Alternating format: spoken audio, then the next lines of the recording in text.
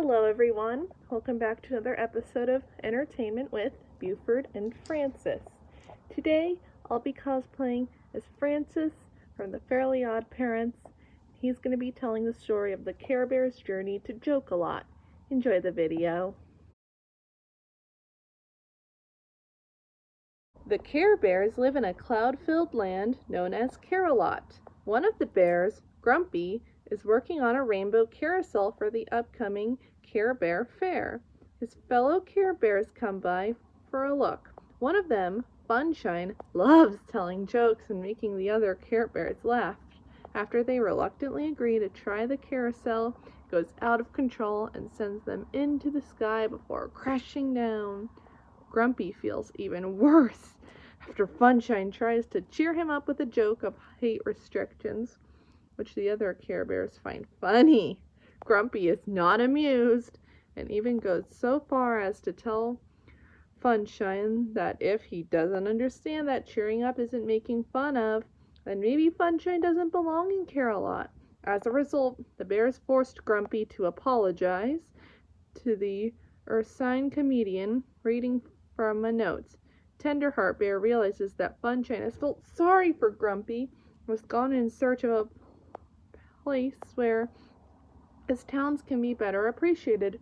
The other bears are worried about his fate, as they cannot hold their fair without him. They decide to look for him regardless and bring him back to Care-A-Lot. 5 of them, Tenderheart, Grumpy, Wish, Cheer, and Share, volunteer, while Laugh-A-Lot, Love-A-Lot, Friend, Good Luck, Bedtime, and Champ stay to get ready for the fair.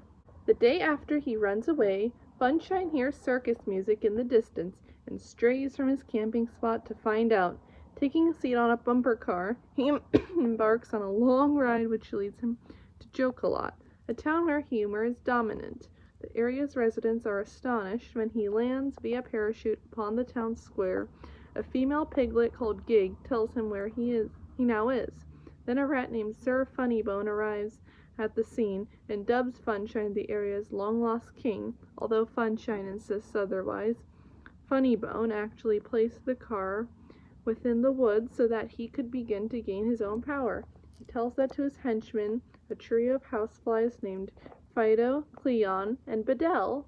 Eventually, Funshine learns the hard way that serious is a very bad word in Joke-A-Lot.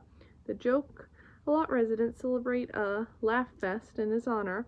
Funnybone gives him a tour of the town and takes him to his royal palace, where Funshine learns the last 2 kings and is introduced to the royal sceptre, stored in a vault within the voice-activated royal treasury. The sceptre holds the royal jewels of Joke-A-Lot, which Funnybone says are the source of magic power behind all the fun there. Only the king is granted access. Funshine wants to look, but Funnybone tells him that a coronation is about to take place. He plans to take command of the sceptre, now in the hands of a slow, elderly alligator called Grand Duke Giggle. At the coronation, Joke-A-Lot's new king tells his audience 2 jokes to pass the time before Grand Duke Giggle proceeds to give him the sceptre. Meanwhile, the other Care Bears find his belongings and take the same ride that he did. After they crash into the royal palace, Funshine is delighted to see them, but the bears are a bit puzzled over what he has become. They miss Funshine and want him to return to Care-A-Lot, where he belongs. Thus, he might make a very difficult decision to head back home with them, or remain king of Joke-A-Lot. He then announces that he will go home, but Sir Funnybone wants him to stay as a king.